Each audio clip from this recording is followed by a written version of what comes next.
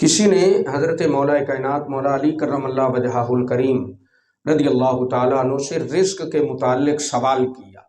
آپ سے اس نے پوچھا کہ رزق کی کتنی قسمیں ہیں؟ آپ نے ارشاد فرمایا دو قسمیں ہیں رزق کی، ایک مقسوم ہے، دوسرا مقصود ہے۔ مقسوم رزق کسے کہا جاتا ہے؟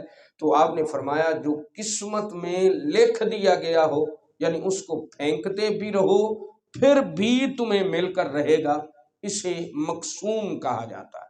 اور مقصود وہ ہے کہ جس کے پیچھے بھاگو گے، اسے حاصل کرنے کی کوشش کرو گے، اس کے پیچھے جاؤ گے تو ملے گا، اسے مقصود کہا جاتا ہے۔ یعنی مقسوم وہ جو تمہارے پیچھے بھاگتا ہے وہ مقسوم رزق ہے، اور جس کے پیچھے تم بھاگتے ہو وہ مقصود رزق ہے۔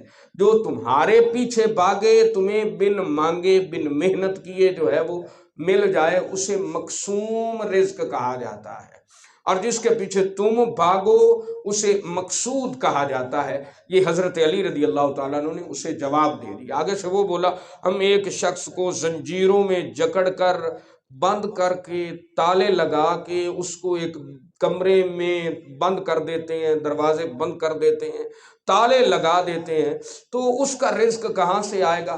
آپ نے ارشاد فرمایا فرض کرو وہی وقت وہی گھڑی اس کی موت کی ہو تو اس کو موت آ جائے گی؟